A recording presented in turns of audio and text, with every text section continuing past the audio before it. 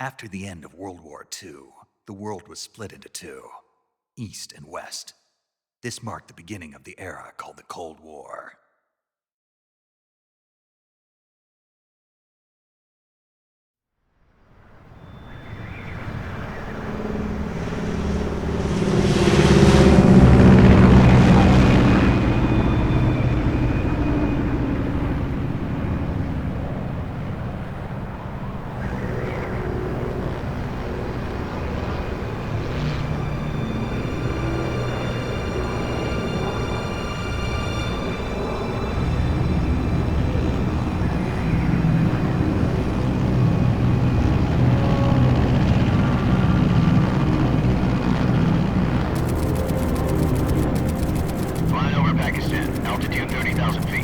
Approaching Soviet airspace. 20 minutes to drop off. Commencing internal depressurization. Equipment check. Arm main parachute. All right. You ready to go? Drop zone still showing a high pressure mass. Cav okay. Good. We've got high visibility.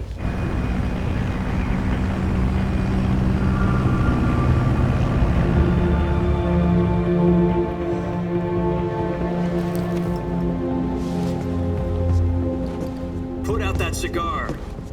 Connecting oxygen hose to interior connector. Put on your mask.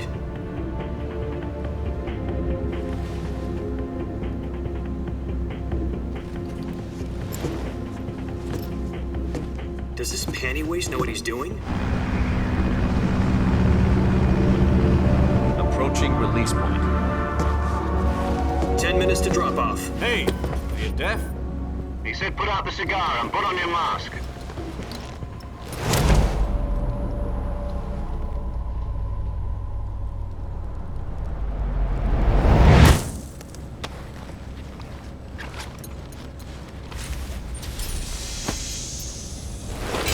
Depressurization complete. Checking oxygen supply. 6 minutes to drop off. Opening rear hatch.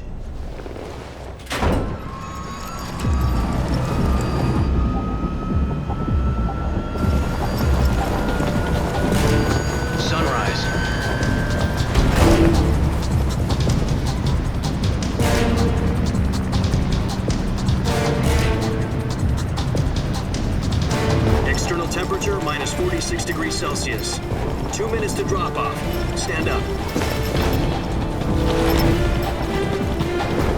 You'll be falling at 130 miles per hour. Try not to get frostbite from the wind chill. 1 minute to drop off. Move to the rear. Activate the yellow bottle. This is one for the history books. The world's first halo jump. 10 seconds to drop off. Stand by. Status okay, all green. Prepare for drop-off. Countdown. 5, 4, 3, 2, 1. Spread your wings And fly. God be with you.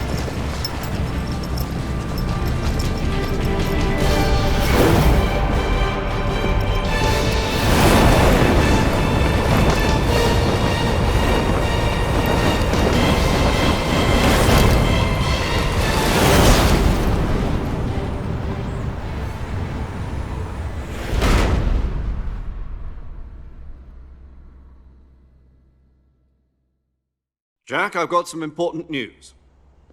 The head of the CIA has finally given us the green light for the virtuous mission. Virtual mission? No, the virtuous mission. The future of our Fox unit depends on it. If it succeeds, we'll be officially organized into a unit. Virtuous mission? Sounds like some kind of initiation ritual. You know, don't get cocky. This isn't a training op. Right. So what exactly is this wonderful mission? Well, about 2 years ago, a certain Soviet scientist requested asylum in the West through one of our moles. His name is Nikolai Stepanovich Sokolov. He's head of the OKB 754 Design Bureau, one of the Soviets' top-secret weapon research facilities, and the East's foremost expert on weapons development. Sokolov? Isn't he that famous rocket scientist? The very same. On April the 12th, 1961, the Soviets achieved the first manned spaceflight in history. The Earth was blue, but there was no God. Well spoken. The rocket that carried Yuri Gagarin into orbit was the A-1, known as the Vostok rocket. Sokolov is said to be the man most responsible for the multi-engine cluster used in that rocket. After Gagarin's flight, Sokolov left rocket development to become the head of the newly established Design Bureau. From a lowly technician to head of a design bureau, that's quite a success story, so why'd he want to defect? It seems he'd become afraid of his own creations. Afraid? Call it a crisis of conscience. And for that, he left his country and his family behind and went over the fence? Not exactly. One of his conditions was that his family was also to be taken safely to the west. We used a mole to get the family out first and succeeded in sneaking Sokolov over the Berlin Wall shortly afterwards. I was the one who conducted the operation. The security on the eastern side was still full of holes back then. Then what? We got Sokolov over in one piece, but the whole ordeal had left him exhausted, and we checked him into a hospital in West Berlin. It took him 2 weeks and more than 600 miles to get from the research facility in the Soviet Union to Berlin. He was in no condition to say anything coherent. And it was only a week later that we had something much bigger on our hands. The Cuban Missile Crisis. October the 16th, 1962, President Kennedy received word that the Soviets were in the process of deploying intermediate-range ballistic missiles in Cuba. The President demanded that the Soviets dismantle and remove the missiles. At the same time, he announced a naval blockade to prevent further missile shipments from reaching Cuba. But the Soviets didn't back down, instead placing their armed forces on secondary alert. Soviet transport ships carrying missiles continued on course towards Cuba. US and Soviet forces went on alert for an all-out nuclear war. Frantic negotiations were conducted through the UN's Emergency Security Council and unofficial channels to end the hair-trigger standoff. Finally, on October the 28th, the Soviet Union agreed to remove its missiles from Cuba, and so the world avoided a nuclear holocaust. But in order to get the Soviets to pull their missiles out, we had to make a deal. You mean the one where the US agreed to remove its IRBMs from Turkey? No. The Jupiter IRBMs deployed in Turkey were obsolete, and we were going to get rid of them anyway. They had no strategic value whatsoever to either the US or the Russians. The Turkey deal was a ruse, a cover story that was fed to the other intelligence agencies around the world. So what did the Russians really want? Sokolov. They wanted us to return Sokolov. You mean the Soviets pulled out of Cuba just to get their hands on Sokolov? That's right. What the hell was he working on? At the time, we had no idea. We were running out of time. It was either give up Sokolov or risk full-scale nuclear war. In the end, we had no choice. President Kennedy gave in to Khrushchev's demand. The next day, I got Sokolov out of the hospital, handing him over to agents on the eastern side. Sokolov kept on screaming, "Save me," until he disappeared from my sight. Then a month ago, we received some new information from one of our moles. About Sokolov? Yes. He was taken back to the research facility and forced to continue working on the weapon in question under KGB supervision. What's more, it's on the verge of completion. So what kind of weapon is it? Something to do with space rockets? No, missiles. Same technology. I guess you're right. We don't know the details, but it appears to be a new kind of nuclear device.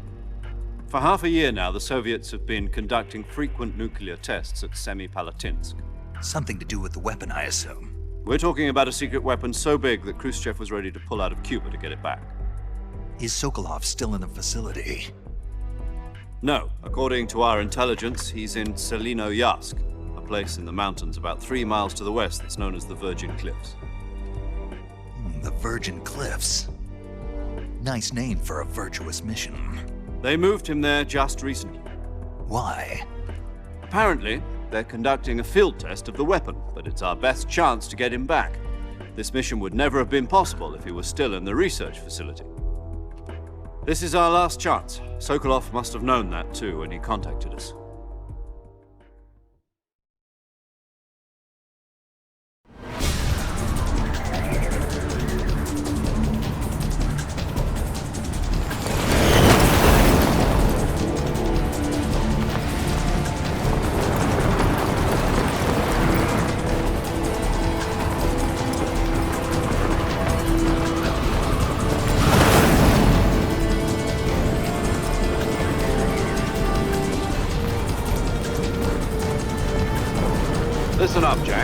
mission is to infiltrate Selino-Yarsk in the Soviet mountains, ensure the safety of Sokolov, and bring him back to the west.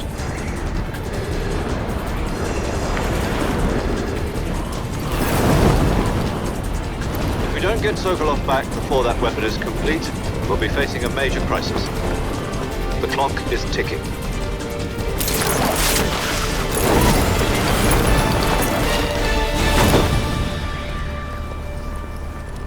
Once we've confirmed the rescue of Sokolov, stand by at the recovery point. A recovery balloon will be dropped at that point. Helium will be pumped into the balloon to inflate it. The process takes about 20 minutes. Once it's complete, the gunship's arm will latch onto the balloon and pull it up. The Fulton surface-to-air recovery system. I'm familiar with the theory. Take it easy. It's been combat proven. Do you think Sokolov is up to it? The shock will be less than during a parachute jump, and the arm can handle up to 500 pounds. So you're planning on going over the border in a single combat Talon? She's equipped with two 6-barrel 20mm Vulcan cannons, as well as two 40mm machine guns. Sounds like she could hold her own against a battalion of tanks. Even with the fuel in the reserve tank, we're facing a 4-hour time limit. If all goes well, it shouldn't take more than a few hours. Home in time for dinner. But if anything goes wrong, you'll be eating dinner, breakfast, and all the rest of your meals in the jungle.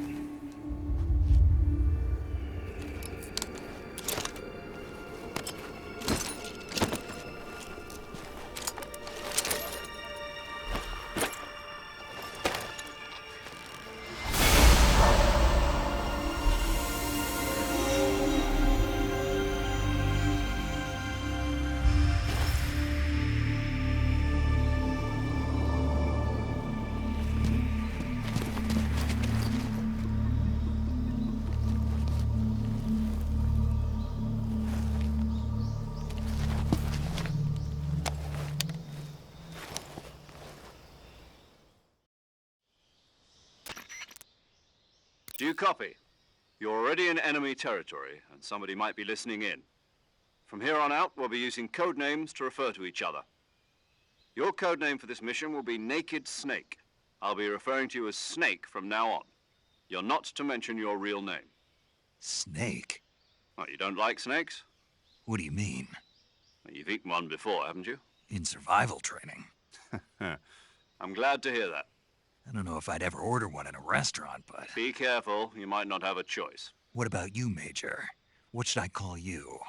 Let's see. I'll be Tom. Call me Major Tom. This will be a sneaking mission. You must not be seen by the enemy. You must leave no trace of your presence. Is that clear? This kind of infiltration is the Fox unit's speciality. In other words, weapons and equipment are procured on site. That goes for food as well. You're completely naked, just as your name implies. Great. Now I see why you asked me if I like snakes. I suppose calling me Snake was your idea of a joke, too. No. There's a good reason for that. I'll tell you later when the time is right. Gotcha.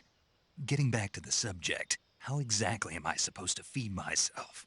You've been issued a knife and a tranquilizer gun. Use them to hunt for food. You'll also find some medical supplies in your backpack. Yeah, about the backpack. I lost it in a tree on the way down. I see. Well, you'd better go back and get it then. You know where it is? No problem. I can see it from here. It's stuck on a branch. To climb a tree, Stand in front of a tree that's covered in ivy and press the action button. I'll be monitoring your progress over the radio. We can't risk violating Soviet airspace, but I'll be in the gunship. My frequency is 140.85. I'll give you a call if I need to talk to you. If you need to talk to me, use the send function.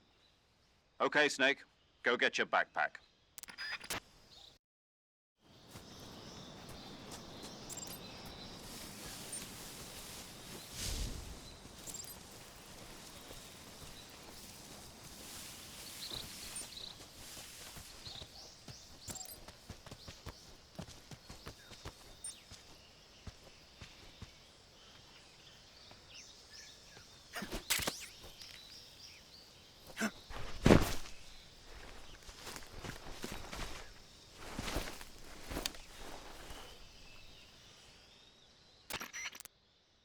I see you've retrieved your backpack, Snake. To equip a weapon, it's necessary to take it out of your backpack. In the survival viewer, choose Weapon from the backpack. Your available weapons will be displayed in a list on the screen. From that list, choose the weapon you want to equip and press the Enter button. For other equipped items, just do the same thing from Item. Got it. Use the survival viewer backpack. Yep, that's right. Survival is fundamental to this mission. After you've been out in the field for a while, your stamina will start to drop. If your stamina gets too low, it'll affect your performance. You won't be able to shoot accurately, for example, and your wounds won't heal as smoothly. Keep an eye on your stamina so you don't run out. To recover lost stamina, you can hunt for local flora and fauna. You can use either your tranquilizer gun or your knife to hunt. My only weapon is a Mark 22 Hush Puppy tranquilizer gun? That's right. It's been fitted with its own suppressor. However, the suppressor will deteriorate every time you fire. Once its durability reaches 0, the noise suppression effect will be gone. So don't get too trigger-happy with it. The suppressor's durability is shown in the icon. Any weapons and equipment beyond what you're carrying now, you'll have to find as you go. I have to find my own weapons and equipment? Whose crazy idea was this, anyway? Solo covert actions are standard Fox operating procedure. You can't leave any traces of your presence. No weapons, equipment, footprints, sweat, or bodily wastes. The same goes for bullets and cartridges, too. Your presence in enemy territory is already a violation of international conventions of warfare. There aren't supposed to be any American soldiers in Russia. It could spark an international incident. You can't let anyone see you. You can't let the enemy know you're there. This is a stealth mission. You're a ghost, Snake, in every sense of the word. And there'll be no rescue if you're captured. The military and US government will deny any involvement in the affair. Then I'll just have to take care of myself, huh? I'm afraid so. You've been given a fake death pill for that purpose. SIS guidelines stipulate that soldiers on covert ops like this one be issued a potassium cyanide capsule. Tape it to your body so you can take it when you need to. How generous of you. Use it if you're taken prisoner by the enemy. It'll send you into a state of false death for a short time. Fooling them into thinking that I'm really dead. So how do I come back to life? Just take the revival pill. You mean that thing they put in my tooth before the mission? That's the one. But be careful. If you remain in a state of false death for too long, nothing will be able to bring you back. Remember that. I'll keep it in mind. You said this was a solo mission, right? Right. I guess that means I can't count on any reinforcements. Correct. The mission rests entirely in your hands. A real one-man army. Relax. There's a support team ready to back you up over the radio. Who? I'll introduce them to you. This time, survival is of utmost importance. The first member of the support team will be in charge of monitoring your physical condition, acting as a medic, so to speak, as well as recording your mission data. She's a member of Fox as well, and she's here on the gunship with me. She? Hello, Snake. I'm paramedic. Nice to meet you. Paramedic. As in a medic who comes in by parachute. Aren't you going to tell me your real name? Are you going to tell me yours, Mr. Snake? My name, huh? It's John Doe. And they call you Jack for short. You're a regular Captain Nemo. A name means nothing on the battlefield. After a week, no one has a name. What's your name? Jane Doe. Very funny. I wasn't joking, but I'll tell you my name only if you manage to make it back alive. My frequency is 145.73. She's also in charge of recording your mission data. Whenever you want to save, send a message over the reserved save frequency, 140.96. So saving lets me record my mission data. That's right. It also records the state of your health. Good to know. There's one more person I want to introduce you to, Snake. Huh? Speaking of snakes, you remember the boss, don't you? A legendary soldier and your mentor. Actually, it was the boss that got the DCI's authorization in the first place. She's going to be serving as Fox's mission advisor. The boss is? She also helped me plan this mission. She and I were at SAS together. Jack, is that you? How many years has it been? Boss? That's right. It's me. Talk to me. Let me hear your voice. It's been 5 years, 72 days, and 18 hours. You've lost weight. You can tell just by the sound of my voice. Of course I can. I know all about you. Really? Well, I don't know anything about you. What's that supposed to mean? Why'd you disappear on me all of a sudden? I was on a top-secret mission. You didn't need me anymore. But there were still so many things I wanted you to teach me. No, I taught you everything you needed to know about fighting techniques. I taught you all I could. The rest you needed to learn on your own. Techniques, sure. But what about how to think like a soldier? How to think like a soldier? I can't teach you that. A soldier needs to be strong in spirit, body, and technique. And the only thing you can learn from someone else is technique. In fact, technique doesn't even matter. What's most important is spirit. Spirit and body are like two sides of a single coin. They're the same thing. I can't teach you how to think. You'll just have to figure it out for yourself. Listen to me, Jack. Just because soldiers are on the same side right now doesn't mean they always will be. Having personal feelings about your comrades is one of the worst sins you can commit. Politics determine who you face on the battlefield. And politics are a living thing. They change along with the times. Yesterday's good might be tomorrow's evil. Is that why you abandoned me? No, it had nothing to do with you. I already told you, Jack. I was on a top-secret mission. A soldier has to follow whatever orders he's given. It's not his place to question why. But you're looking for a reason to fight. You're a natural-born fighter, but you're not quite a soldier. A soldier is a political tool, nothing more. That's doubly true if he's a career soldier. Right and wrong have no place in his mission. He has no enemies and no friends. Only the mission. You follow the orders you're given. That's what being a soldier is. I do whatever I have to get the job done. I don't think about politics. That's not the same thing. Sooner or later, your conscience is going to bother you. In the end, you have to choose whether you're going to live as a soldier or just another man with a gun. There's a saying in the Orient, loyalty to the end. Do you know what it means? Being patriotic. It means devoting yourself to your country. I follow the president and the top brass. I'm ready to die for them if necessary. The president and the top brass won't be there forever. Once their terms are up, others will take their place. I follow the will of the leader, no matter who's in charge. People aren't the ones who dictate the missions. Then who does? The times. People's values change over time, and so do the leaders of a country. So there's no such thing as an enemy in absolute terms.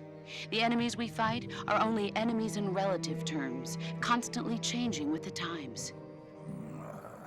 As long as we have loyalty to the end, there's no point in believing in anything, even in those we love. And that's the way a soldier's supposed to think? The only thing we can believe in with absolute certainty is the mission, Jack. All right, but do me a favor. What is it? Call me Snake. Snake. Oh, right. Your codename is Snake. It suits you well. That's right. The legendary unit that the boss put together during World War II was a snake. The Cobra unit, a group of heroes that brought the war to an end and saved the world. As long as you've got a legendary hero backing you up, you'll be fine. Isn't that right, Snake? Yeah, I can't think of anyone else I'd rather have with me.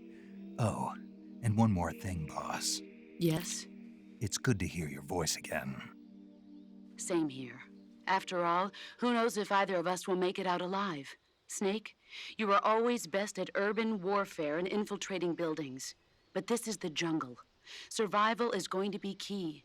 Those CQC techniques I taught you are sure to come in handy. CQC? Close quarters combat, huh? I've been in the Green Berets for the past few years. I'm probably pretty rusty. Not to worry. I'll be here to help you remember. After all, this is your first actual survival mission. I'll be supporting you over the radio. Where are you, boss? Next to the Major? The boss is communicating with us by radio from aboard a Permit-class submarine in the Arctic Ocean. My frequency is 141.80. Call me if you need my advice on battle techniques. Gotcha. Your mission is to retrieve Dr. Sokolov. Dr. Sokolov is being held in an abandoned factory located to the north of your current position. Avoid heavy combat and don't let anyone see you. Don't forget that this is a stealth mission. Snake, try to remember some of the basics of CQC.